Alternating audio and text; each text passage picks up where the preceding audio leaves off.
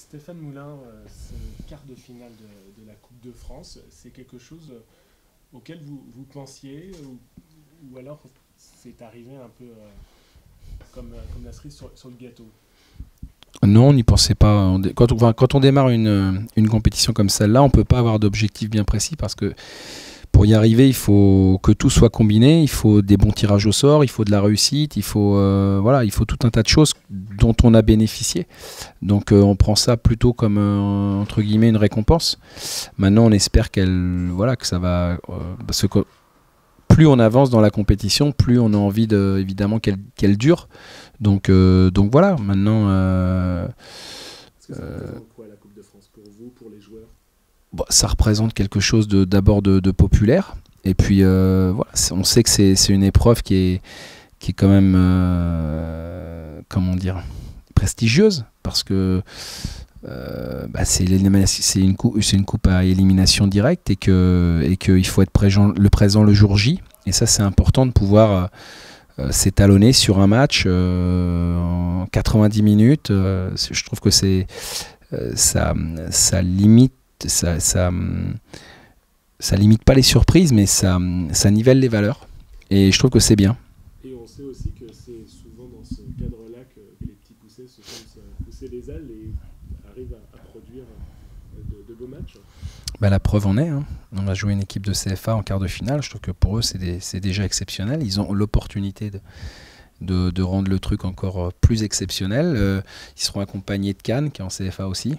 Qui a réalisé aussi des surprises de choix. Donc, ouais, c'est une épreuve qui sourit souvent aux plus petits et c'est, je pense, ce qui la rend si attrayante. Que penses-tu de cette équipe de Moulins, justement, troisième de son championnat? C'est une équipe qui joue au ballon. Ouais, c'est une équipe qui a de la qualité, notamment dans le secteur offensif. Ils ont des bons joueurs de foot. Ils marquent beaucoup de buts. Ils ont quand même sorti Toulouse eux aussi, une Ligue 1, donc ils n'ont pas fait ça par hasard. En plus, ils sont aussi très très bien classés dans leur championnat. Donc voilà, tout ça n'est pas lié encore une fois au hasard. Il faut qu'on prenne ce match-là très au sérieux. On les a supervisés, on sait où sont leurs forces. Donc à nous de rendre une copie de notre niveau pour espérer passer. Oui, on a plus de choix, c'est vrai. C'est vrai, même si, évidemment, quand il y a des joueurs qui reviennent de blessure, ils réintègrent le groupe, mais ils ne sont pas forcément encore à 100% de leurs possibilités. Mais c'est déjà, pour moi, effectivement, quelque chose d'intéressant de pouvoir faire des choix. Ah, il peut jouer, oui, il peut jouer. Il est dans le groupe, donc il peut jouer. Qu'est-ce que vous avez dit justement aux joueurs face à ce match? J'ai dit simplement que demain, ils avaient l'opportunité de continuer de vivre d'abord une belle aventure et puis surtout de se retrouver dans les 4 équipes en France qui seront opposées pour les demi-finales de la Coupe de France. C'est quand même quelque chose d'exceptionnel. Je vous dirai pas mon âge, mais ça fait un moment que je suis dans le foot et c'est la première fois que j'arrive à ce niveau-là. Donc il y a plein de joueurs qui ne font jamais de demi-finale et aussi plein de coachs, puisque j'espère que je vais vivre ça pour la première fois, mais ça passe par un vrai match. Et l'enjeu, c'est pas Moulins, c'est la demi-finale. Exactement. On jouerait une équipe de Ligue 1, ce sera la même chose. C'est pas de battre l'adversaire, c'est d'accéder à la demi-finale. Ça peut permettre aussi au SCO de reprendre de la confiance? Non, je pense pas qu'on l'ait perdu. Enfin, je vous aurais suivi éventuellement après le match de Brest où on a perdu en faisant un match solide, mais relativement moyen sur le plan technique. Après le match de Niort, j'ai vu que les joueurs n'avaient pas perdu confiance et c'est le plus important. Parce que sans la confiance, il est difficile de réaliser de bons résultats et le match de Niort m'a rassuré dans ce domaine-là. Parce qu'on a fait exactement ce qu'on voulait faire en termes d'organisation, de jeu. Il y a juste une chose qu'on n'avait pas imaginée, c'était la défaite. Malheureusement, elle est arrivée. Mais j'ai pas le sentiment que les joueurs se sentent en perte de confiance ou dans le doute. Parce que si on répète, on le sait tous, si on répète ce genre de prestations comme à Niort, on va en gagner des matchs. Donc les joueurs savent ça. Maintenant, évidemment, plus tôt sera le mieux et demain serait parfait. Dernière question, ça peut être quasiment non historique pour le SCO. Tout à fait.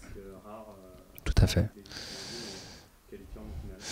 Vous savez, si on prend toutes les équipes de Ligue 2 aujourd'hui qui composent la Ligue 2, je pense pense qu'on doit être à peu près tous au... Bon, si on accepte peut-être les grosses cylindrées que sont Lens et Metz peut-être. Pour le reste, je crois qu'on est tous un peu au même niveau, hein. Peu d'équipes ont dû effectivement atteindre ce niveau de compétition.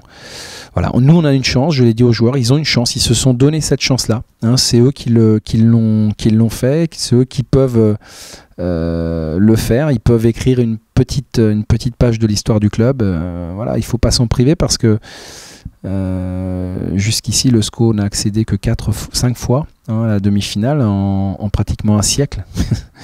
Donc vous imaginez un petit peu, c'est 5% pratiquement de réussite pour accéder aux demi-finales. Donc quand on a l'occasion ou l'opportunité de le faire, il faut essayer de la saisir. Maintenant, dans ce domaine-là, je sais que les joueurs vont répondre présent. Après, un match de foot, on sait ce que c'est. Et un match de coupe, encore plus. Voilà. On a beau prévoir plein de choses au départ, on a beau avoir envie, il y a toujours des éléments dans la Coupe de France qui viennent perturber le bon ordre de ce qui peut s'établir dans des matchs de championnat. Donc c'est ce qui rend aussi cette compétition à la fois attrayante et passionnante.